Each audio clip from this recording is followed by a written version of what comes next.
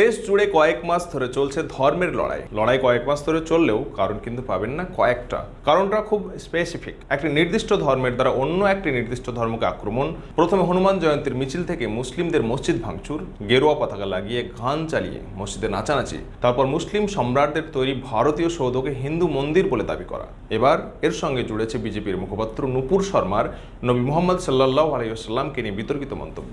নূপুর শর্মার এই মন্তব্যের পর প্রতিবাদের ঝড় উঠেছে দেশ ও দেশের বাইরে। দেশের বিভিন্ন প্রান্ত থেকে মুসলিমরা প্রতিবাদ জানাচ্ছে নূপুর শর্মাকে গ্রেপ্তারের জন্য। এরই মধ্যে গত রবিবার নদিয়ার বেথুয়াডহর স্টেশনে ট্রেন অবরোধ ও রেল লাইনে বিক্ষোভ দেখাতে থাকে একদল লোক। পুলিশ কাঁদানে গ্যাস ছুড়ে পরিস্থিতি নিয়ন্ত্রণে আনলেও বেথুয়া স্টেশন দাঁড়িয়ে থাকা রানাঘাট লালগোলা লোকালে ভাঙচুর চালায় ওই লোকজনেরা। এর সাথে আরও চাঞ্চল্যকর অভিযোগ হলো, সেদিন স্টেশনে মুসলিম মালিকদের দোকানও ভাঙচুর করে এই দল।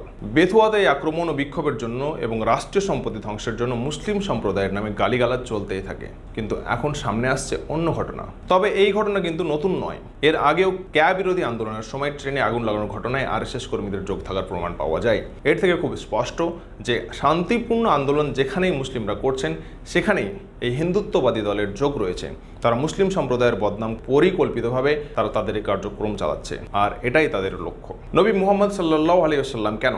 কোনো ধর্মগুরুকে অপমান ভারতের মতো ধর্মনিরপেক্ষ দেশে গ্রহণযোগ্য নয়, কিন্তু ধর্মের প্রতি শ্রদ্ধা দেখাতে গিয়ে ধর্মের বদনাম করা, ধর্মকে সংকটের মুখে ফেলে দেওয়া, একদল স্বার্থান্বেষীর জালে পড়ে সাধারণ জীবনযাত্রা বিপর্যস্ত করা বুদ্ধিমানের কাজ নয়। এটা বিবেচনা করা দরকার।